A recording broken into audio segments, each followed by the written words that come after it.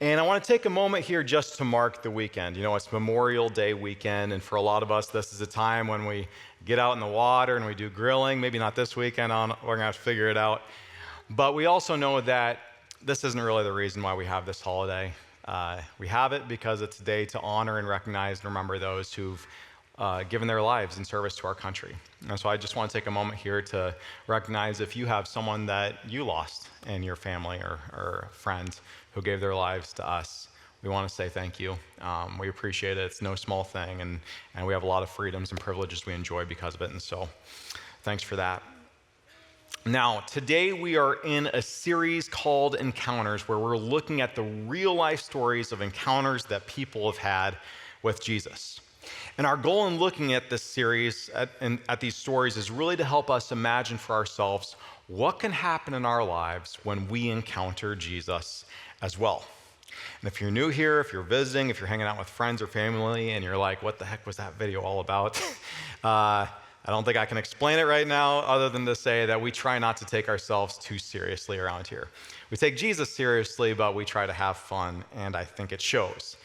And I have to say, I am so glad that I get to preach on the day of Laura's video, because Laura is just the best. Anybody know Laura here? She is awesome, isn't she? Now, she's not here today. She's in Guatemala, which I'm guessing she probably prefers, with a team from Third City, and we pray that they're having a great and effective trip. But if you know Laura, you just know how awesome she is. I mean, really, she and that clipboard of hers, they keep this church running. Like Dan Walter, he might be the senior minister of Third City, and our staff loves him, and we go where he goes, and we respect his authority and all that kind of stuff. But we all know that when it comes down to the day-to-day operations of things at Third City, it takes a Laura to keep this place running. I mean, there's a lot of moving pieces at Third City, way more than I know, way more than I honestly want to know, but Laura is probably aware of most all of them. And I love working with Laura because she pretty much encompasses everything that I'm not. Like if Laura is known for being organized and detail-oriented and having everything in its perfect place, that's not me. You know, my workspace, if you're going to my office, you'd see it's always a mess. If you look at my desktop on my computer, you'd notice that there's 196 unorganized files on it right now. That's not an exaggeration. I did the math this weekend. I didn't organize it. But I did look it up. And not just that, but I pretty much lose everything in my life. And anybody who knows me well knows this, especially the staff here at our church. In fact, last year we had these spring cleaning days when the people who kind of championed that came up with an award to give to one of our staff members. It was the Find Something Brenden Lost in the Building Award, something like that. Anyway, I won that award. I found something that I had lost in the building, and I'd show you a picture of the award, but I've also lost that thing as well. And so that's pretty much me, always on a quest to find something. My keys, my computer, my kids. Well, today we're looking at a story of someone who is also on a quest to find something. But what they discover in this story is that the thing they thought they were looking for the whole time was actually looking for them. And so if you have a Bible with you, you can turn to Luke 19. We'll be hanging out there today, and if not, no big deal. We'll have all the words on the screen. And beginning in Luke 19, verse 1, we read this. Jesus entered Jericho and was passing through. A man was there by the name of Zacchaeus. All right, pause. So this story is about Jesus and a man named Zacchaeus. Now, oftentimes in the Bible, the name of a person is symbolic of the role they play in the story. And the name Zacchaeus means innocent, perfect, morally blameless. And so right out the gate, we're led to think that this story is about someone who's just a good dude. Someone that everybody seems to like. Think Mr. Rogers, think Mother Teresa, Laura. People everyone seems to love and respect. But as we keep reading, we discover that this is just about the last way that Zacchaeus' peers would have thought about him. Picking up in verse 2, we read, he was a chief tax collector and was wealthy. All right, pause again. We learn more about Zacchaeus. We learn that Zacchaeus has a lot of money, And we learn how Zacchaeus got all that money, or at least we can presume how he got that money. He was a tax collector. Not just that, but he was a chief tax collector, which means he was a leader over other tax collectors. He was a ruler of other tax collectors. That's what the word translated there as chief means, ruler. If Jesus is the King of Kings, then Zacchaeus is the tax collector of tax collectors. And here's why that would have been a problem. In our cultural context, I don't know anyone who's a fan of the IRS. No offense if you're an agent, if you're related to one or whatever. I just filed my taxes last week. And as I say that, I know what you're thinking. Wasn't that due like a month ago? This is what I'm talking about when I say I need a lawyer in my life. Anyway, I don't know anyone who just loves working with the IRS. But in Jesus' Jewish context, it would have been exponentially worse. For one, tax collectors were Jewish agents of Rome. We have to remember that at that time, the Jewish homeland was ruled and occupied by the Roman Empire. And most Jews, understandably, despised this situation. They wished to live in an independent Israel, and they hated seeing their tax dollars go to an emperor living 1,500 miles away. And so for a Jewish man like Zacchaeus to actually collect taxes for Rome, this would have been seen as the ultimate act of betrayal. Think Kevin Durant leaving OKC to join Golden State, or Ray Allen leaving Boston to team up with LeBron. If you can't beat them, you join them. And that's what Zacchaeus did. He worked for the empire that oppressed his own people. Second, the way Zacchaeus became wealthy, if he was like most tax collectors, was that he took more money than was necessary, more than Rome required, and he kept all that extra money for himself. This is how the system worked. Probably how the system works in many places around the world. They'd take some for Rome, then anything else they could get their hands on, they'd keep for themselves. And so you can imagine then how most Jews would have felt as they gave roughly 50% of their income to guys like Zacchaeus, only to see those same guys sipping cocktails in their Roman villas at night. They hated him. They despised him. They had no space for him in their community. And we see this play out if we keep reading on in the story. Picking up in verse 3, we read this. He was trying to see who Jesus was, but being a short man, he couldn't because of the crowd. He wanted to get a glimpse of Jesus. Literally, he was seeking for Jesus, just like you might see me seeking for my keys. He'd probably heard about Jesus, heard he was passing through, noticed the commotion, sought Jesus for himself, but he couldn't see him. And why? It says, because of the crowd. This is our first explicit indication that Zacchaeus wasn't accepted in his town. If he had any sort of status, which we normally expect of a person who is wealthy, we'd expect that the crowd would give him front row seats, that they'd let him through. But he didn't. The crowds made no space for him. And if Zacchaeus was tall, or even just an average height, this might not be the end of the world. But notice how the text describes him. It says, he was short. How's that song go? Zacchaeus was a... Oh, come on, you know it. It's okay. It's a terrible song. It's memorable, terrible song. I have no reason to doubt that when Luke described Zacchaeus that way, he meant he was physically small. This is why he couldn't see Jesus over the crowds. But I also wonder if this descriptor isn't also meant to symbolize something about Zacchaeus' status in society. That even though he was among the high and lofty when it came to financial power and authority, when it came to his social status in the community, he was among the lowly. He was an outcast. He was among the marginalized. He may have had all the resources he ever wanted, but when it came to the resources that really matter in life, what we describe around here as being known, valued, and loved, Zacchaeus was broke. And when we think about it that way, I wonder if there isn't something in Zacchaeus' story that doesn't connect with you today. Maybe you've never betrayed your nation, robbed your neighbors, teamed up with the enemy. But like Zacchaeus, I wonder if you do know what it feels like to be sidelined, to feel like you're on the outside, like you don't belong. Maybe for you it's because of a mistake you made, a moment you can't undo, a decision you made years ago that you never thought would continue to follow you around, but it does. And even if nobody talks about it anymore, you still carry the weight of it. You still feel the shame of it.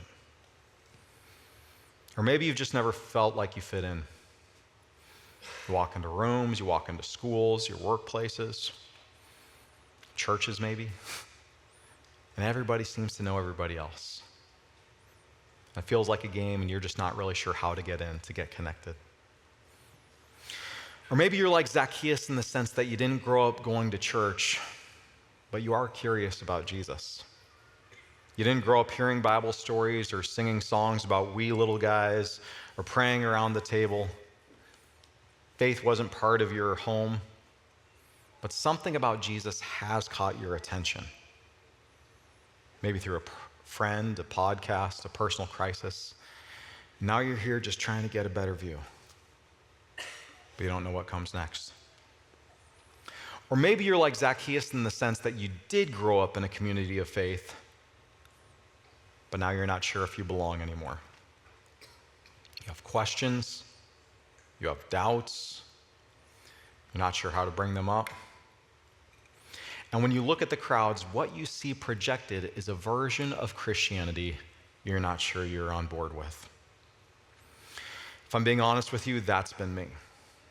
Actually, several of these have been me over the years, but I remember a time in Bible college, of all places, when I went through a period of deep questioning, when I had to really reevaluate what I believed was true.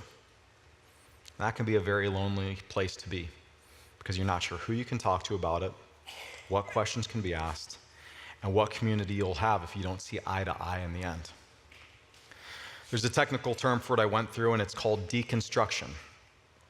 And that can be a scary word for some Christians, but maybe a better way to think about it is as discipleship. Because Christianity isn't really supposed to be about following the crowds so much as it is about following Jesus. And following Jesus sometimes means leaving behind things that have nothing to do with him. Actually, it always means leaving behind things that have nothing to do with him. As Jesus himself says in Luke 9:23, whoever wants to be my disciple must deny themselves and take up their cross daily and follow me. And so I want to say, if that's you, if any of these are you, first, you're welcome here. We're glad you're here no matter what your baggage is, what your history is, what questions or doubts or anxieties you have. We're glad you're here with us. And second, my simple ask is this. Don't settle for what you see in the crowds, but seek after Jesus. Search for Jesus. Set your eyes on him and him alone and see if he doesn't offer the forgiveness, friendship, and version of faith that your soul ultimately craves. And this is exactly what we see Zacchaeus do if we keep reading. Picking up in verse 4, we read this. So he ran ahead and climbed a sycamore fig tree to see him, since Jesus was coming that way. Pause. It says he ran ahead and climbed a tree. And that may not seem like much. It may seem like a normal, everyday thing that our kids do at the park. But for a grown Middle Eastern man like Zacchaeus to run in public, and not just that, but to climb up into a tree would have been perceived by his peers as embarrassing and humiliating. Tim Keller describes it like this. He writes, in traditional cultures, it was not freedom and rights that mattered, but honor and dignity. For any grown male to climb up into a tree would have invited enormous ridicule. Surely a person like Zacchaeus, who was already despised, and a short man as well, would be more careful to act in a way that was fitting to a dignified personage. So why did he do it?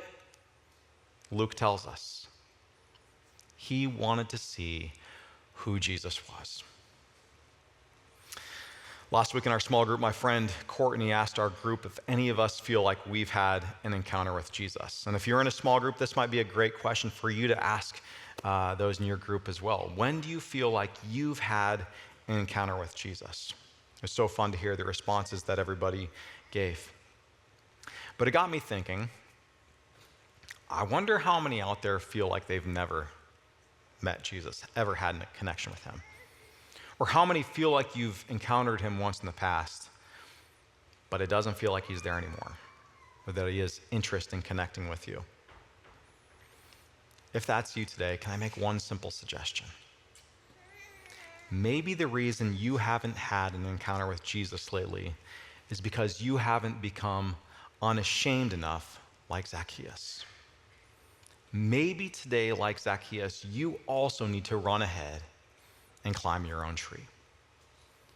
And to be clear, what I'm describing here is not about trying harder. Jesus doesn't show himself to Zacchaeus because he tries harder. He shows himself to Zacchaeus because he becomes humbler. There's something about humility that when we assume a posture like this, whether it's running ahead and climbing a tree with everything that we've got, whether it's falling to our knees in desperation because it's all that we have to give, whether it's standing in worship with our arms open wide without a concern for what the person next to us thinks, there's something about humility that gives us eyes to see things as they truly are. As Jonathan Edwards once said, nothing sets a person so much out of the devil's reach as humility, and so prepares the mind for true divine light without darkness, and so clears the eye to look on things as they truly are. Humility helps us see things as they truly are. And in this case, I want to suggest it wasn't the sycamore tree so much as it was Zacchaeus' surrender of self that put him in a position to see Jesus that day. And notice what happens when he humbly positions himself to see Jesus. Verse 5, when Jesus reached the spot, he looked up to him and said, Zacchaeus, come down immediately. I must stay at your house today. Think about that. To the one who is rejected by his community, to the one who is labeled an outsider by his community, to the one who is called a sinner, an outcast who had no place in his community, Jesus said to him, I must stay at your house today. And I don't want you to miss just how crazy that must have sounded to everyone around. In that culture, it was believed that tax collectors were so morally vile that they could defile a house just by entering into it. We read this in a Jewish religious manual that was written around this time. It says this, if tax collectors entered a house, the house is unclean. In other words, if tax collectors entered a house, that house was considered to be degraded, defiled, unholy, and unfit for the presence of God and his people. And so just think about what that means for what Jesus is doing here. If it was a no-no to have a tax collector come to your house because of what their presence could do to the house, just imagine how it must have seemed when Jesus invited himself over to the house of a tax collector, where he slept, where he drank, where he lived with all its mess and all its shame. This would have been wild. And the crowd say as much later on in verse 7. All the people saw this and began to mutter, he has gone to be the guest of a sinner. What is he thinking? Does he even know who Zacchaeus is? Why would he choose him and go to his house today? But Jesus did it because despite what others might have thought about Zacchaeus, Jesus saw something different. Where all they saw was a traitor, Jesus saw a man searching for truth. Where the crowd saw a cheater, Jesus saw a child of God. Where they saw someone who didn't belong, Jesus saw someone that he came to find. Reminds me of a story about the late Pope Francis who passed away just a few weeks ago. Back in 2013, not long after he became Pope, he was out greeting people in St. Peter's Square as he normally did. And this one particular day, there was a very large crowd, but there was one person who stuck out to him, and his name was Vinicio Riva. And what you need to know about Vinicio is that he had a severe genetic condition called neurofibromatosis, which causes large tumors and swelling across his face and his body. And most of his life, people didn't know how to react to him. People stared at him, people mocked him, a lot of people just avoided him. And this is what we do with people who seem to be different than us. But Francis didn't do any of that. He walked straight to Vinicio, put his face in his hands, hugged him, and kissed the man on the cheek. And when he was asked about this later, Vinicio said he didn't think about whether to hug me or not. I'm not contagious, but he didn't know that. He just did it, and that's it. And that's what Jesus does in this story, and what he does in our stories as well. He calls to the people that the world says are unclean, unworthy, and unfit to be part of our communities. He says, I must stay at your house today. And if you resonate at all with the story of Zacchaeus, if you know the pain of rejection, the discomfort of being left out, the shame of a mistake you made years ago that you're still carrying with you, I want you to know that Jesus wants to stay at your house today too. Doesn't matter your history, doesn't matter your past, doesn't matter your questions or anxieties or doubts or baggage. Jesus doesn't care about any of that. Jesus just wants to be with you. And if you've never invited Jesus into your life, here's your opportunity. Just welcome him over. Bring him into your house, just as Zacchaeus does here in verse 6. So he came down at once and welcomed him gladly. It's that simple. It's not really that complicated. It's simply a matter of inviting Jesus in. As New Testament scholar Joshua Jipp describes it, we are saved by faith and hospitality. We're saved because God has welcomed us. We are saved when we welcome God back into our lives. And the proof of our salvation is our willingness to welcome in others, especially foreigners, outsiders, and outcasts, people like Zacchaeus. Now, just because you've welcomed Jesus into your life doesn't mean that everything's all good and there's nothing left to do. Part of being made right means making things right. And Zacchaeus understood this. Verse 8 goes on to say, Zacchaeus stood up and said to the Lord, "Look, Lord, here and now I give half my possessions to the poor, and if I have cheated anybody out of anything, I will pay back 4 times the amount." For Zacchaeus, repentance required more than a simple change in mind. It required paying reparations to all those he had hurt along the way. And when you do the math, that's a lot. I started thinking about my net worth and everything that I own, and I considered, what would I be willing to give up if I was to give away half of all I own? That's a tough exercise. It's easy to say I'll follow Jesus when the cost is theoretical. It's another to say I'll follow Jesus when the cost is tied to the clothes I wear, the cars I drive, the house that I own. I'm honestly not sure what I would have given up that day. But Zacchaeus was willing to give up half of all of it. And not just that, but to pay back 4 times what he might have cheated anyone. And he did it because he understood that despite the costs of following Jesus, and it is a high cost, he understood that having Jesus in his life was worth far more. And Jesus was in his life, as he affirms in the closing lines of the story. Jesus said to him, "Today salvation has come to this house, because this man too is a son of Abraham." He's part of the family. For the Son of Man came to seek and to save the lost. I don't know what Zacchaeus thought he was going to find when he went out that day searching for Jesus. If he thought he was just going to find some great motivational teacher, hear some good advice, if he wanted to find out if the rumors were true.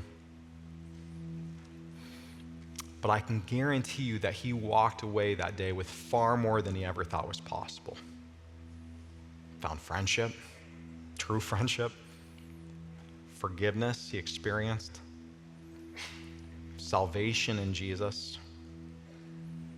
I doubt very much that he thought any of that was possible, that Jesus would even notice him that day. But he did. And I don't know what you came in today searching for, what you came in here trying to find, whether it's Jesus or whether it's something else, and that's why you're here. But I do know this. What Jesus has to offer you is superior than anything I bet you could imagine. And not just that, but he's actually on a search for you. He's looking for you too, to give to you what he has to offer. And if you're open to being found by him, then I want to give you space to respond. And it's one thing to have an encounter, to read an encounter about a story like Zacchaeus is. It's another to have one of your own. So in a few minutes, we're going to take communion together, and if you have those elements, you can go ahead and get those out now. Just get them ready. We're not going to take them yet, but you might get them out and just hang on to them. But before we do that, I'd like to lead you through something called an imaginative prayer. We did this a few weeks ago, and I'd like to do it again. An imaginative prayer is basically a way of reading scripture where you find yourself in the story, where you take on the identity or perspective of a character in the story so that you might meet or encounter Jesus, just like that person did in the story. And so if you're open to it, you don't have to do this. No one's making you do this, but if you're open to it, I just invite you to hold out your hands like this, just as a posture of saying, I'm open and willing to receive what it is you have for me today. And to close your eyes,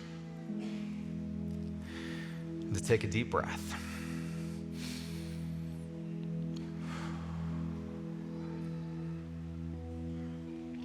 Just to imagine that scene again. You're there in Jericho, standing at the back of a towering crowd, one you don't fit in with,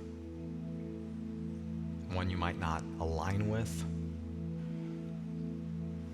one that might seem to have rejected you in life. But you're there because you've heard Jesus is coming and you want to see him.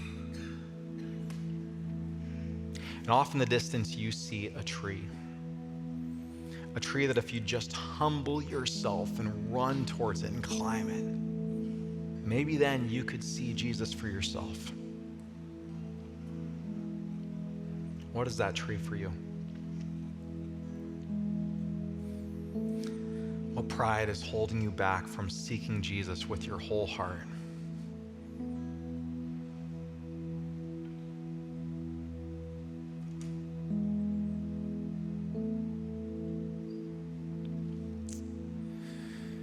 Without a care in the world, you now run to that tree, unconcerned and unashamed about what others might think about you.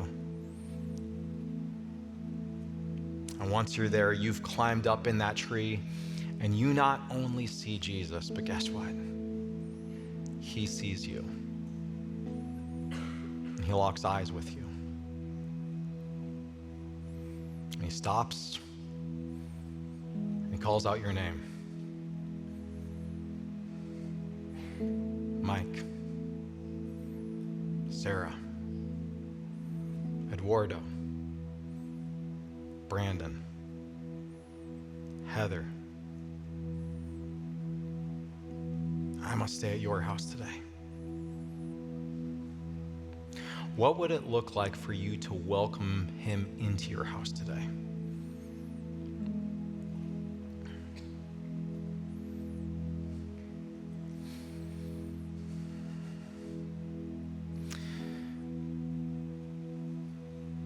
If you were truly to welcome him in, what might need to change in your life? What's the half of your possessions that you might have to give away?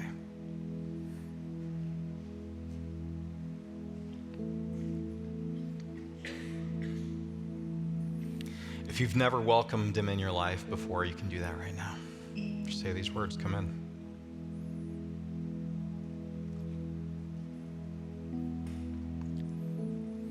if it's been a while and your heart's been closed off, you can open that door again. Come in.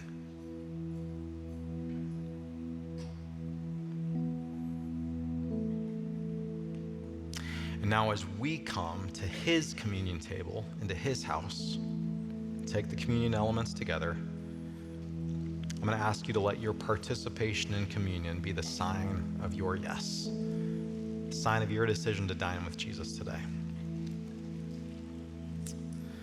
The Lord Jesus, on the night he was betrayed, took bread.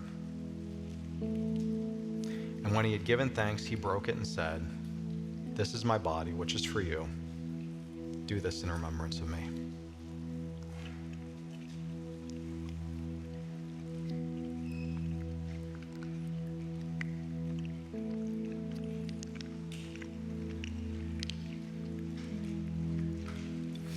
In the same way, after supper, he took the cup, saying, "This cup is the new covenant in my blood.